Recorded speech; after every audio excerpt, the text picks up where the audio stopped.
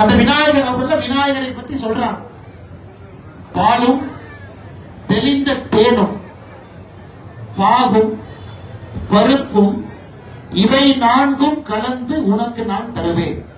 உனக்கு நான் பால் கொடுப்பேன், தெளிந்த தேனை உனக்கு கொடுப்பேன், வெள்ள பாவு கொடுப்பேன், பருப்பு கொடுப்பேன். இதை நான்கும் கலந்து விநாயகருக்கு நான் தருவேன். கோலம் செய் துங்க கரிமுத்து தோமணியே நீ எனக்கு சங்கத்தமிழ் 3 மிக அற்புதமாக நீங்க எனக்கு சங்கத்தமிழ் ஈழசை நாடகம் 3 எனக்கு தர வேண்டும்.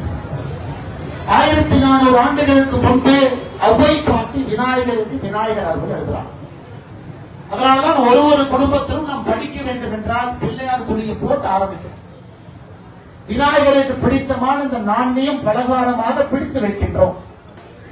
ஈழசை நாடகம் என்ற 3ஐயும் நாம் கற்றுக்கொள்ள வேண்டும் என்றால் விநாயகருடைய அருள் நமக்கு வேண்டும் என்று கேட்கின்றோம். இது தமிழ் மரபுல தமிழர்களோடு கலந்திருக்கக்கூடிய ஒரு பண்டிகை. எல்லா கடவுளையும் விட விநாயகருக்கு பார்த்த பிடித்தமான பொருளை 4 தான். 4 எளிதாக எல்லா குடும்பத்திலும் கிடைக்கக்கூடிய பொருள். பால், தேன், வெள்ளப்பாகு, பருப்பு 4 தான்.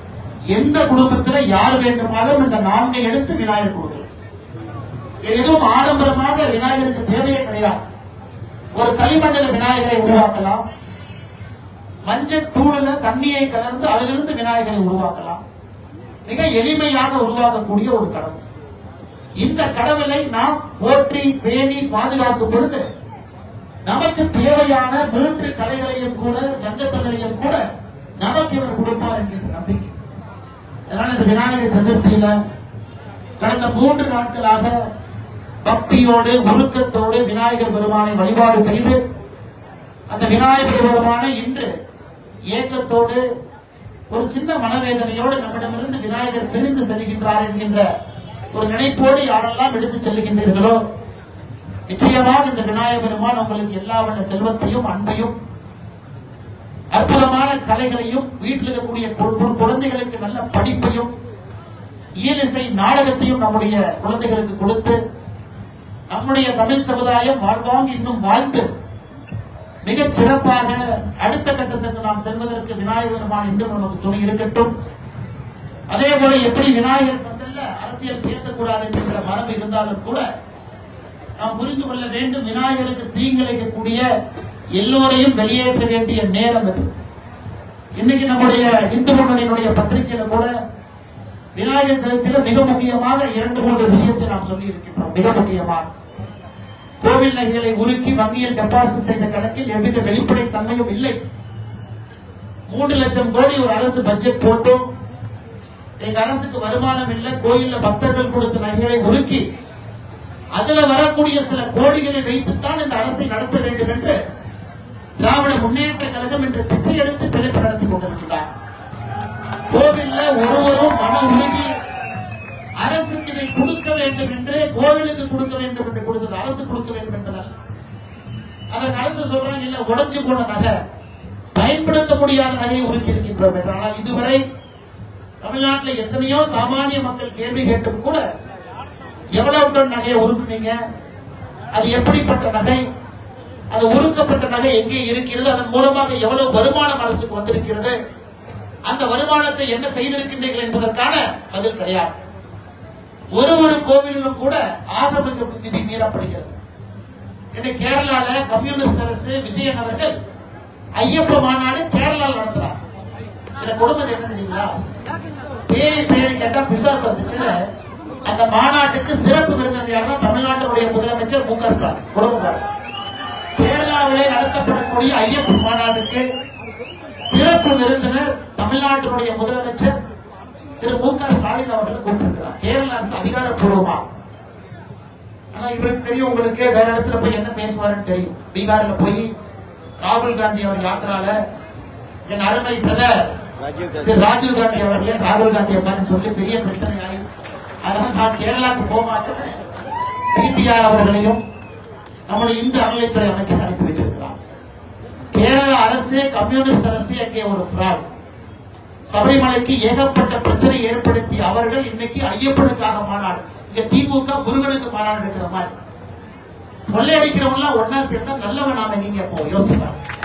முருகனுக்கு மாநாடு தமிழகத்தினுடைய திமுக அரசு இவங்க எடுப்பாங்க, ஐயப்பனுக்கு மாநாடு கேரளால கம்யூனிஸ்ட் அரசு எடுத்தா, அப்ப இந்து முன்னணிக்கு தமிழ்நாட்டில் என்ன வேலை?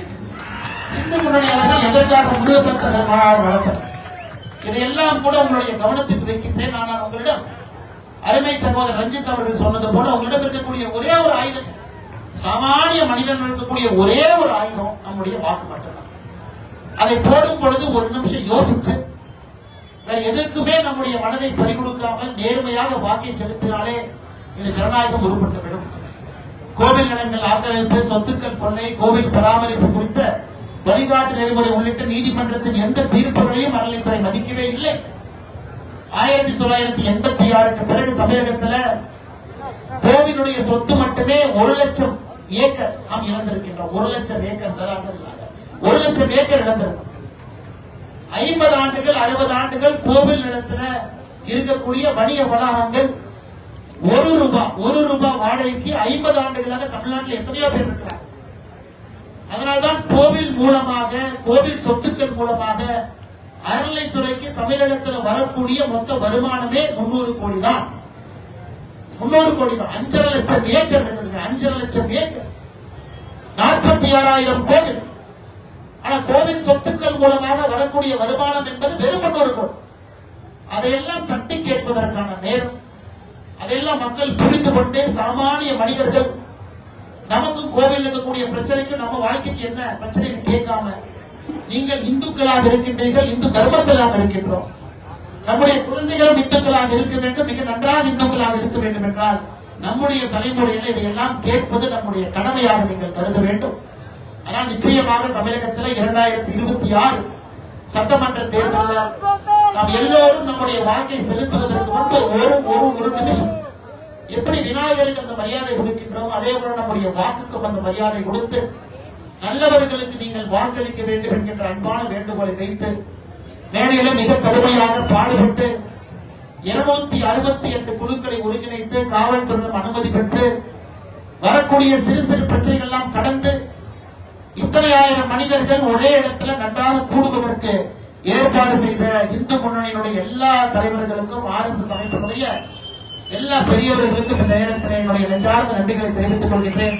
குறிப்பாக அண்ணன் உருவை பாலன் அவர்களுக்கு மிகச் சிறப்பாக முன்னிலை வகுத்து நடத்தி கொண்டிருக்கிறார்கள். அவர்களுக்கும் என்னுடைய வாழ்த்துக்களை தெரிவித்து வந்திருக்கக்கூடிய பத்திரிகை நண்பர்களுக்கும், பொதுமக்களுக்கும், பாரதிய ஜனதா கட்சியினுடைய அன்பு சொந்தங்களுக்கும் எல்லோருக்கும், எத்தனை விநாயகர் பாருங்க, ஒரு வீட்டிலிருந்து கைப்பிடி விநாயகரை கொண்டு வந்து பெரிய விநாயகர் பக்கத்தில் வச்சிருக்கிறார். அதனால் இன்னைக்கு தமிழகத்தில் இந்து தர்மம் நன்றாக இருக்க வேண்டும் என்றால் பெண்கள் ஒரு வீட்டிலும், குழந்தைகள், ஆண்கள் எல்லோரும் இணைந்து ஒரு கைப்படி விநாயகராவது வீட்டில் வைத்து வழிபட்டு அதை இது போன்ற நிகழ்வுகளை கொண்டு வந்து பெரிய ஊர்வலம் செல்லக்கூடிய விநாயகரோடு இணைத்து நீங்கள் அதை அனுப்ப வேண்டும். அடுத்த ஆண்டு பட்டித்தொட்டி எல்லாம் இன்னும் சிறப்பாக செல்ல வேண்டும் என்று சொல்லி வாய்ப்படைத்த மேடை எடுக்கக்கூடிய எல்லா பெரியோர்களுக்கும், முன்னணியில் இருக்கக்கூடிய எல்லா பெரியோர்களுக்கும் என்னுடைய நன்றார்ந்த நன்றிகளை தெரிவித்துக் கொள்கிறேன். மிகச் சிறப்பாக இந்த ஊர்வலம்